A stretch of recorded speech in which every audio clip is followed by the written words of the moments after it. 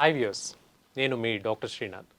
నేటి కార్యక్రమంలో గత మనం చెప్పుకుంటున్నాం సంతానలేమికి సంబంధించిన అంశాలు, వాటిలో ఇబ్బందులు ఇలాంటి అంశాలు మనం చెప్పుకుంటున్నాం. ఈరోజు మనం ఈ శుక్ర కణాలు అంటే స్పర్మ్స్ అనేవి తొందరగా చనిపోవడానికి గల ప్రధానమైనటువంటి కొన్ని కారణాలు మనం చెప్పుకుందాం. అంటే సంతానలేమిలో ఈ శుక్ర కణాలు ఏ ప్రాబ్లం మనం చేస్తే, ఏ ఇబ్బందులు మనం తలెత్తితే తొందరగా అవి స్పాయిల్ అయిపోతాయి, అవి డ్యామేజ్ అయితే మనం తెలుసుకుందాం. కాబట్టి పిల్లలు కావాలి అనుకునే వాళ్ళు, ముఖ్యంగా మగవాళ్ళు ఏవి జాగ్రత్తలు తీసుకోవాలి అనే అంశం మనం చెప్పుకుందాం.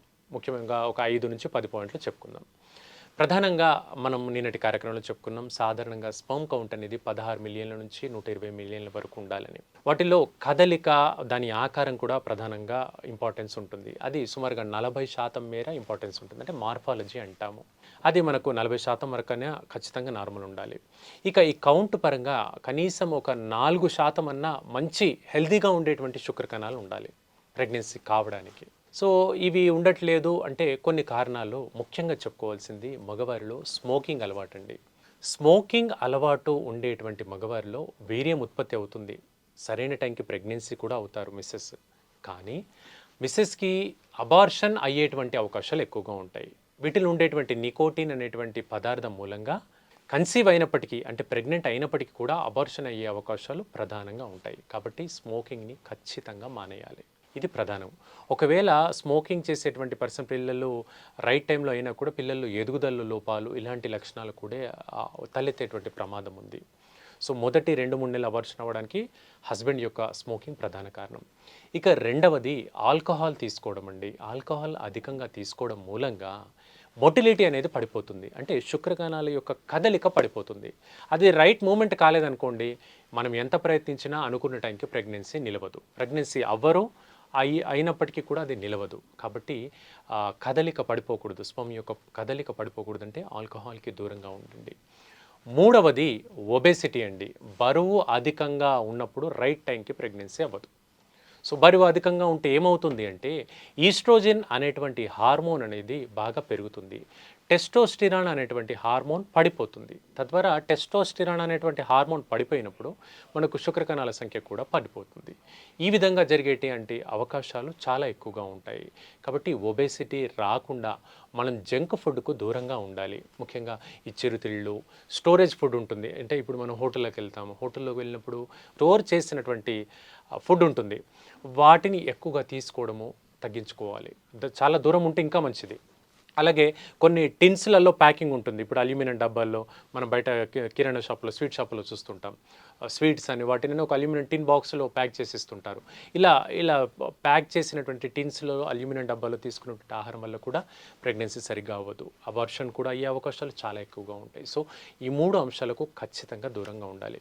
ఇక కొన్ని ప్యాథాలజికల్ కాజెస్ ఉంటాయండి. ప్యాథాలజికల్ కాజెస్ అంటే పుట్టుకతోనే కొన్ని ప్రాబ్లమ్స్ వస్తూ ఉంటాయి. పుట్టుకతోనే కడుపు భాగంలో కొందరికి హర్నియా అనేటువంటి సమస్య ఉంటుంది. హర్నియా ప్రాబ్లం ఉండడం వల్ల కూడా ప్రెగ్నెన్సీ అనేది సరిగ్గా మనం అనుకున్న టైంకి నిలవదు.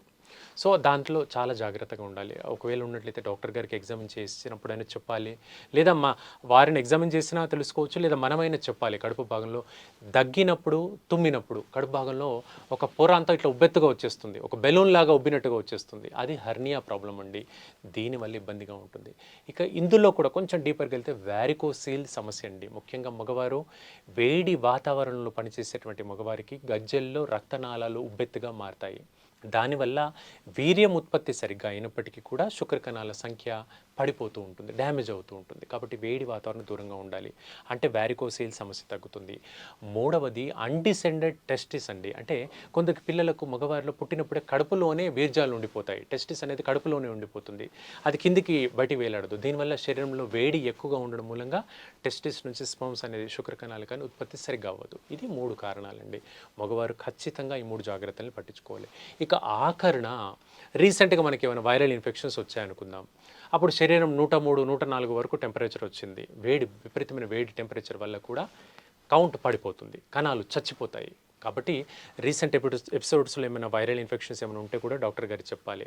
కొంతకాలం ఆగాలి. అంటే సుమారుగా ఒక 10-15 రోజుల నుంచి 60 రోజుల వరకు ఆగితే, అంటే ఒక సుమారుగా 1 to 2 months ఆగితే మంచి హెల్దీ స్పర్మ్స్ అనేది శరీరంలో తయారవుతాయి. కాబట్టి ఈ విషయాన్ని కూడా డాక్టర్ గారికి చిన్నతనంలో మనకి ఇన్ఫెక్షన్స్ ఉన్న మమ్స్ వచ్చినా, వైరల్ ఇన్ఫెక్షన్స్ వచ్చినా, టైఫాయిడ్ వచ్చినా, అన్‌కంట్రోలబుల్ ఫీవర్ ఎప్పుడు ముఖ్యంగా మలేరియా కానీ టైఫాయిడ్‌లో ఉంటుంది. విపరీతమైనటువంటి జ్వరం. ఇలాంటి లక్షణాలు ఏమైనా ఉన్నా కూడా డాక్టర్ గారికి చెప్పాలి. చెప్తే దానికి అనుగుణంగా సరైనటువంటి మెడిసిన్స్ పెడితే మనకు సపోర్టివ్ మెడిసిన్స్ కూడా ఉంటాయి. ముఖ్యంగా ఈ జింక్ లోపం వల్ల కూడా ఉంటుంది. కాబట్టి జింక్ మాత్రలు సపోర్టివ్‌గా తీసుకోవాలి. ఐరన్ లోపం వల్ల కూడా ఈ ప్రాబ్లమ్ వస్తుంది. కాబట్టి ఐరన్ మాత్రలు సపోర్టివ్‌గా, లేదంటే ఐరన్ మాత్రలు వద్దనుకుంటే బీట్రూట్ కానీ, క్యారెట్ జ్యూస్ కానీ ఇలాంటివి తీసుకుంటే కౌంట్ పర్ఫెక్ట్‌గా పెరుగుతుంది. అనుకున్న టైంకి ప్రెగ్నెన్సీ కూడా నిలుస్తుంది. సో ఇవండి ఈ జాగ్రత్తలు తీసుకోండి మగవారు. తద్వారా మంచి కౌంట్ అనేది హెల్ప్ఫుల్గా ఉత్పత్తి అవుతుంటుంది. Keep watching. మీకు ఏం డౌట్స్ ఉన్నట్లయితే కింద కామెంట్ సెక్షన్లో కామెంట్ చేయండి. థ్యాంక్ యూ అండి. Keep watching PMC. Thank you.